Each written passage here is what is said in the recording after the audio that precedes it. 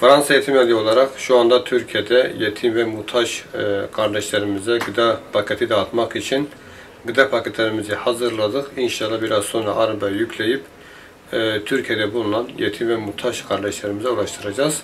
Fransa Yetim Evi olarak katkıda bulunan bütün hayırseverlerimizden Allah-u Teala razı olsun. Allah-u Teala hayırlarını kabul etsin inşallah.